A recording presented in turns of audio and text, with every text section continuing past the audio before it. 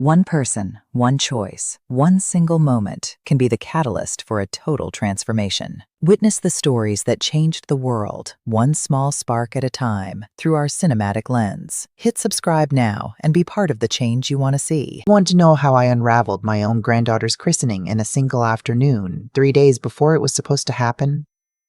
It didn't start with shouting. It started with a baby monitor I'd given them myself. The kind with the pings your phone when the nursery gets quiet.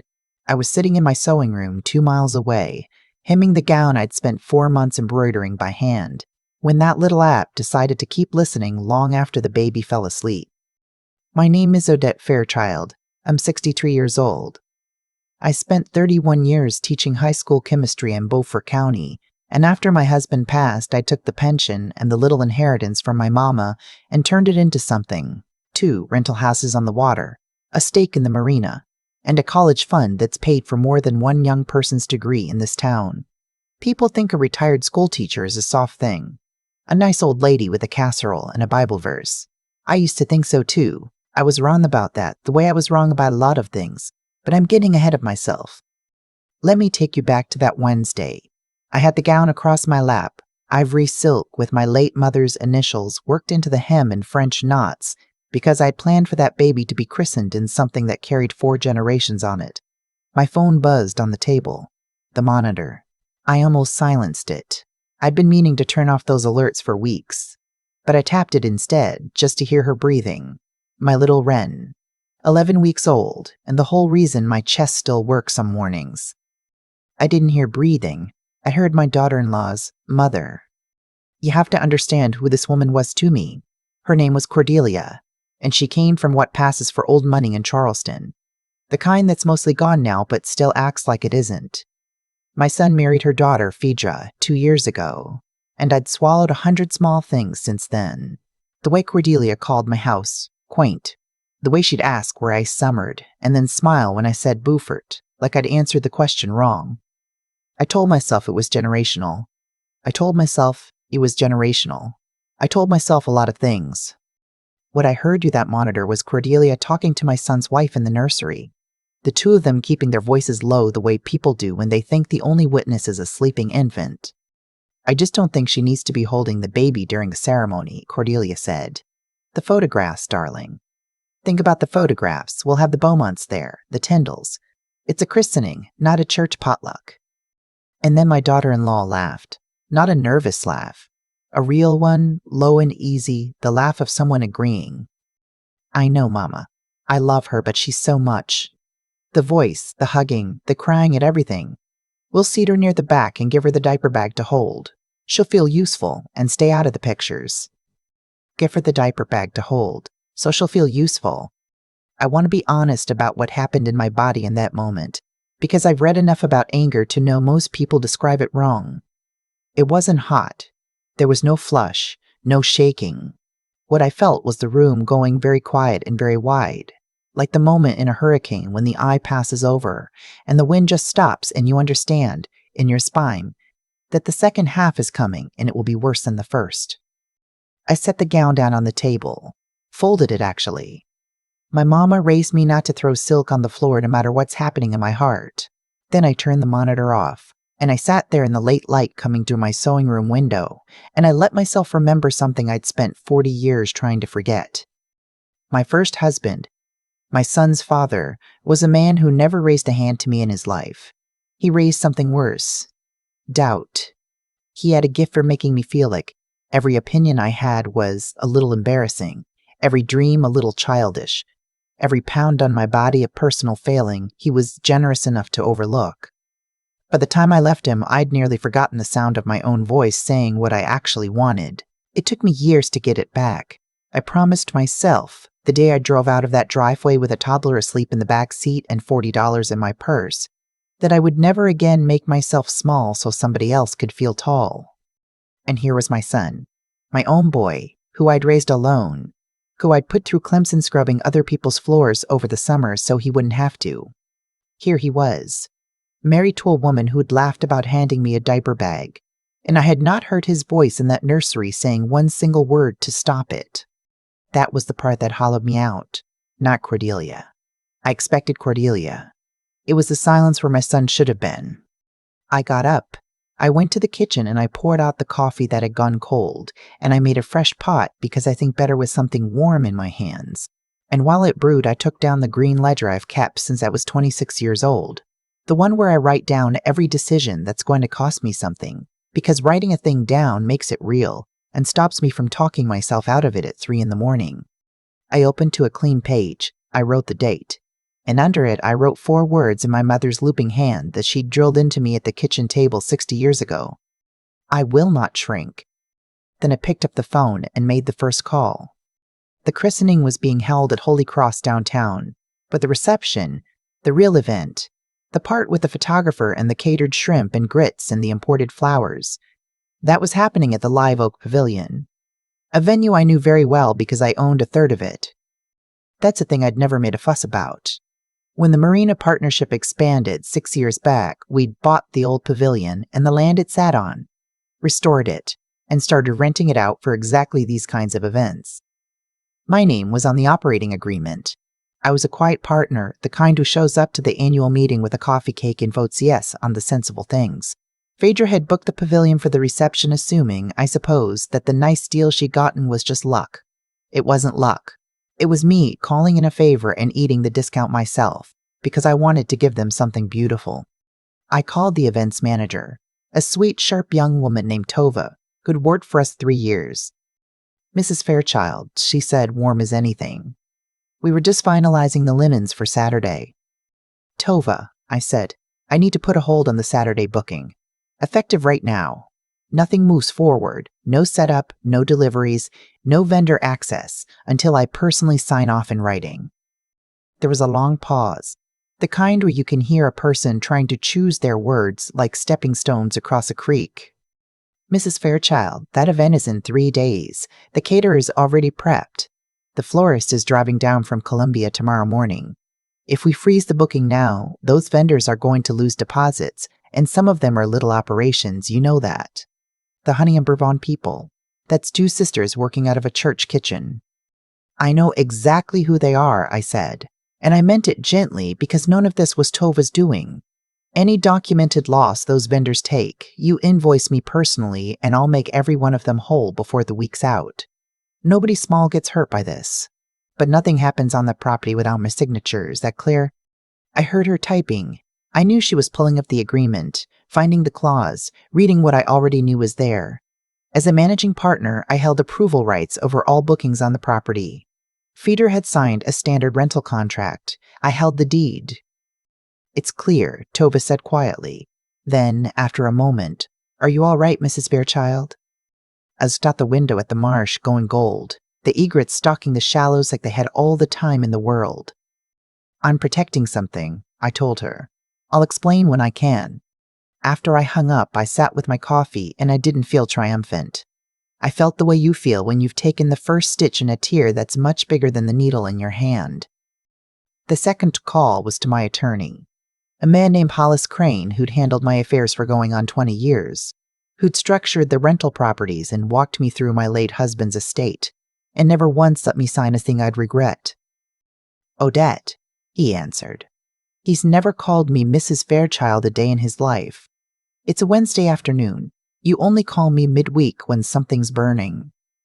I need to look at my estate documents, I said, specifically the trust, the portion that names my granddaughter's education and my son's inheritance. A pause. What's the nature of the change? I want to add a condition, I said, and I want to talk about whether the trustee designation still makes sense. Odette. His voice slowed, the way a doctor's does before he tells you something true. Walk me through what happened. Because if you're about to make a decision out of pain, I'm your friend before I'm your lawyer, and I'm going to ask you to sleep on it. So I told him about the monitor, about the diaper bag, about my son's silence, and Hollis, who I have seen stay calm through depositions and divorces, and one truly ugly land dispute, was quiet for a long moment. Send me the recording, he said finally. There's no recording. It was a live monitor. Then write down every word you remember today while it's fresh and date it. We'll talk Friday. Then, softer, I'm sorry, Odette. That's a hard thing to hear from people you've given so much to. The third call was the one I'd been circling, the one I knew I shouldn't make in the same hour as the other two, the one a wiser woman would have waited on. I called the trust company that managed the college fund I'd set up for Ren the week she was born. $40,000 to start, with a plan to add to it every birthday. A pleasant young man answered, ready to be helpful. I'd like to change the successor custodian on a minor's education account, I said. Of course, and the current custodian you'd like to replace. I told him the name, my daughter-in-law's name, Phaedra, and the new custodian. I looked at the photograph on my desk. My son at 6, missing a front tooth, holding up a flounder he caught off our dock, looking at me like I'd personally arranged the tides for his benefit. Back when I was the whole sky to him. My sister, I said, Adele Fairchild. I gave them her information. I answered the verification questions, the mother's maiden name, the street I grew up on, and each one landed in me like a small click, a lock turning over, a door I was choosing to close. This change will take 5 to 7 business days to process, he said cheerfully. That's fine, I said. The christening was in 3. When I hung up the third call, my coffee had gone cold again. I didn't make a 4th pot. I just sat in the gathering dark and let myself understand what I'd done. 3 calls, a held venue, a flagged trust, a redirected fund. I'd done it in under an hour, calm as a Sunday, and somewhere across town a christening was quietly coming apart and nobody knew it yet but me. The first crack showed up the next morning. Phaedra called me at 9, her voice doing that thing where it climbs at the end of every sentence to sound friendly. Odette, hi. It's a weird thing. The pavilion called and said there's some kind of hold on the booking. They wouldn't tell me anything. They just kept saying the owner had to sign off, which makes no sense because I'm the one who reserved it. You reserved it? I agreed. I own it. The silence on the line had a texture to it. I could almost hear her recalibrating, the way you watch someone do math behind their eyes. You own the pavilion, she said. 1/3 of it. I've owned it for 6 years. I gave you the family and friends rate, the one that doesn't actually exist for anybody who isn't family. I let that sit. I heard you, Phaedra. Drew the monitor I bought for the nursery. Tuesday afternoon. You and your mother.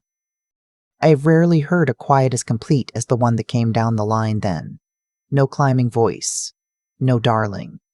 Just a held breath. And then, when she finally spoke, she didn't apologize. That told me everything I needed to know and dreaded knowing. You weren't supposed to hear that, she said. No, I said. I don't suppose I was. I hung up before she could find a version of the truth she liked better. Then I poured my coffee and I waited, because I knew the next call would be the one that mattered. My son called at noon. Mom. His voice cracked on the one syllable. And 40 years fell away and he was 6 again with a flounder. Phaedra says you. Mom, what is going on? She's crying. Her mother's already on the phone with the country club people. What did you do? Sit down, baby, I said. I'm going to tell you what I heard, and then I'm going to ask you one question. And I need you to be honest with me, because I have raised you to be a lot of things, and a liar was never going to be one of them. I told him, word for word, the diaper bag, the back row, the photographs, his wife's easy laugh and Cordelia's voice like sweet tea with a razor in the glass. I told him in the flat, level voice I used to use on students who thought they could talk their way out of a failed exam, and the whole time I told it I could hear him not breathing. And here's my question, Marcus, I said, and I used his full name, the one I'd given him after my father. While the two of them were deciding to hand your mother a diaper bag so she'd stay out of the pictures, where were you? Because you were in that house. I know you were. And I did not hear your voice. He didn't answer right away, and in that gap, that terrible little gap, I heard the whole shape of it. I was in the kitchen, he said finally, barely above a whisper. I heard them. Mom, I didn't know what to say. Cordelia's been so much lately, and Phaedra gets so stressed, and I figured I'd smooth it over later. I figured nobody actually meant. You figured you'd let them shrink me, I said, and clean it up after, quietly, where nobody had to be uncomfortable, including you. The line went silent again. You need to go home. I told him. Sit with your wife. Think about the kind of man you want your daughter to watch you be. And then, when you figure that out, you come tell me. Not before. I hung up, and then I did something I'm not ashamed of anymore, though I was at the time.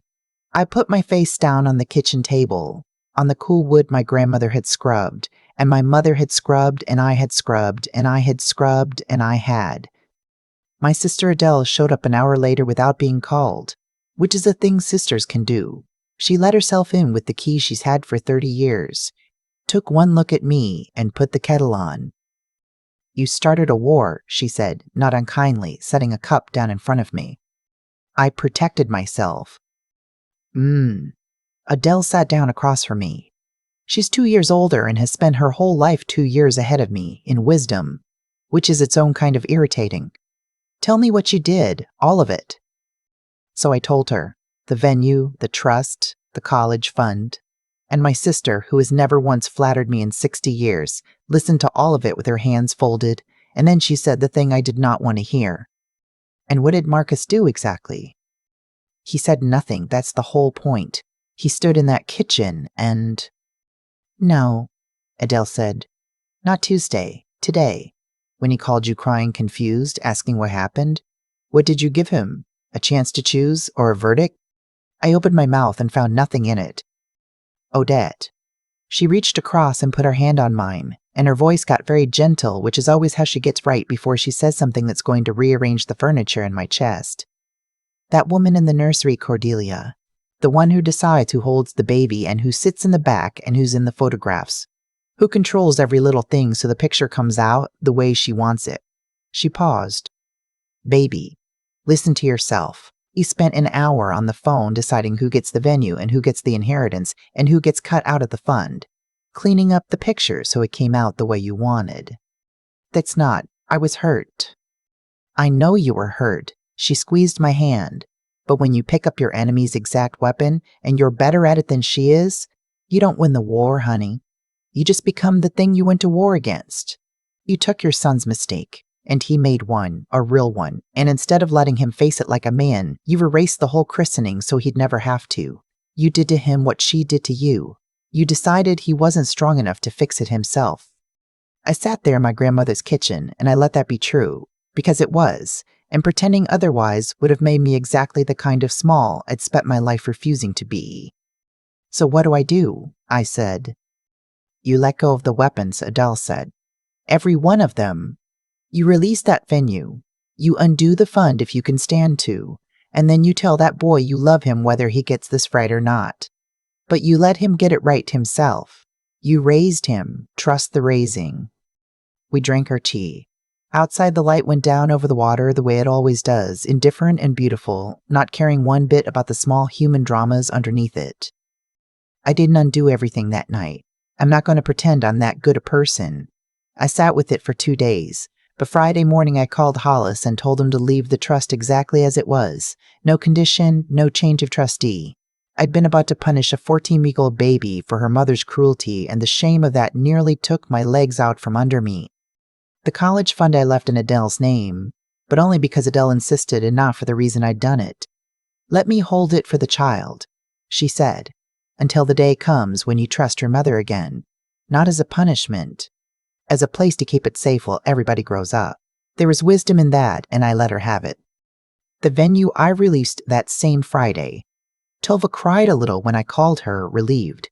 And I made good on every dollar I'd promised the vendors anyway, the Honey and Bourbon sisters included, because a thing you start should be paid for whether or not it ends the way you planned. But here's what I want you to understand. Releasing the venue did not put the christening back together. You cannot freeze a thing 72 hours out and expect it to simply thaw. The flowers had already been reordered or lost. The photographer had taken another job. And Cordelia, when she heard the booking was free again, had gone around telling everyone in her circle that I was unstable, jealous, a controlling woman who couldn't bear to lose her son, managing the story before anyone could hear my side of it exactly the way her kind always does. 2 of the families who'd promised to come to my Marina Foundation's spring fundraiser quietly withdrew. I'd built that foundation with my own hands. Scholarships for kids in this county who wanted to study the sciences. and she'd reached into it to make me bleed. I didn't fight her on it. There was nothing to gain and a soul to lose. What put things back together slowly was not me at all. It was my son. About a week after that phone call, he showed up at my door alone on a weeknight, looking like he hadn't slept. "I told Feeder she has to apologize to you herself," he said, standing on my porch like a boy summoned to the principal. "Not me on her behalf, her. And I told Cordelia that if she ever speaks about my mother that way again, in front of my daughter or anybody else, she will not see that child grow up. And I meant it, Mom. I watched her face go white, and I meant it." I made him come in and sit down. He was shaking a little, and I recognized it, because I'd shaken the same way the first time I'd ever stood up to a person I was afraid of. "Your knees doing that thing?" I asked him. "Yes, ma'am." "Good," I said. "That's how you know it's real." The christening happened 5 weeks later, which is later than anybody planned, and exactly as soon as it should have. Not at the pavilion. At Holy Cross, plain and small, with maybe 30 people, most of them mine. Phaedra had come to my house the Sunday before, alone, and sat at my kitchen table and said the words herself. No climbing voice, no darling. Just a young woman who'd done a cruel thing, and finally understood it was cruel. I didn't forgive her all at once. Forgiveness like that comes in installments, and I'm still paying mine. But I held the door open. That's the most I had in me, and it turned out to be enough to start. Cordelia came to the christening. She sat in the back, by her own choosing, and left before the reception. I didn't take it personally. Some people only feel safe at a distance, and Lord knows I understand wanting distance from a room where you've been seen clearly. I held Ren during the ceremony, not because I demanded it. Because my son put her in my arms himself, in front of everyone. In front of the Beaumonts and the Tyndalls and whoever else, and the photographer caught it, and that picture sits on my mantel now in a silver frame. An old woman in a homemade dress holding a baby in a 4-generation gown, and you cannot tell, looking at it, that any of the rest of it ever happened. We don't talk about that week much, my son and I. But last month he called me on a regular Tuesday, no fire, no crisis, just to tell me Ren had said a new word, and before he hung up he said, "Mom, thank you for not letting me get away with it." I sat there with the phone warm against my ear, and I thought about the green ledger and the 4 words in my mother's hand. I will not shrink. I'd written them meaning I would not let them make me small. It took my sister and my own foolishness to teach me the second half of that sentence, the part my mother never got around to saying. You don't keep yourself from shrinking by making everybody around you smaller. You do it by standing at your full height and letting the people you love find theirs. Ren is walking now. She comes to my dock, and I hold her hand, and we watch for the flounder her daddy used to catch. And the marsh wind comes up off the water, carrying the salt smell of home. And I am not victorious. I never was. I'm just here at my full height, holding a small hand, having learned the hard way that the strongest thing a person can do is refuse to become the thing that hurt them. That's the whole story. That's how I almost erased a christening and how I got stopped just in time, not by anyone else, but by a sister with a kettle and a truth I didn't want to hear. I keep coming back to one small fact. The cruelty came in through a gift. The baby monitor was something I bought out of love, and it carried the words that nearly broke me. That's not bad luck. That's how it usually works. The people who can wound you the deepest are the ones you've already let all the way in. And the things that hurt you most are often the very things you handed over with an open heart. Phaedra's laugh in that nursery didn't come out of nowhere. It came out of years of small slights I excused. Cordelia's quaint and her "Where do you summer?" Every one of which I swallowed to keep the peace. I taught those 2 women, without meaning to, that I would shrink quietly. So when the moment came, they assumed I would. Cause and effect. I had a hand in building the silence I got punished by. But here is the harder thing I learned, and I learned it from my sister Adele over a cup of tea I didn't want to drink. Standing up for yourself and getting even are not the same act, and the line between them is thinner than most of us want to admit. The first time I picked up the phone that Wednesday, I told myself I was protecting my own worth. I was. But by the 3rd call, when I redirected a 14-week-old baby's college fund to punish her mother, I had crossed clean over into the very thing I hated. I had become Cordelia. The woman who controls the room so the photograph comes out the way she wants it. Knowing the difference between defending your dignity and weaponizing your power is the whole game. And I almost lost it because pain is a poor teacher when it's the only one in the room. What saved me wasn't being right. I was right about a lot, and it nearly cost me everything that mattered. What saved me was being willing to hear a truth I didn't like and change course when it would have been easier to keep going. That takes a kind of backbone people don't talk about enough. The quiet kind. The kind that lets you undo your own revenge and apologize to a son you were busy rescuing from a lesson he needed to learn himself. It's easy to be strong against an enemy. It's much harder to be strong against your own wounded pride. So if you take anything from an old woman on a dock, take this. Do the right thing even when the wrong thing feels like justice. Be clever enough to tell the difference between protecting yourself and becoming your enemy because they wear the same face. And when you find out you've been wrong, find the nerve to turn the boat around, because that is the truest strength there is. I didn't keep myself whole by making Marcus and Phaedra small. I kept myself whole by standing at my full height and leaving them room to find theirs. That was the only victory worth having, and it didn't feel like winning. It felt like coming home.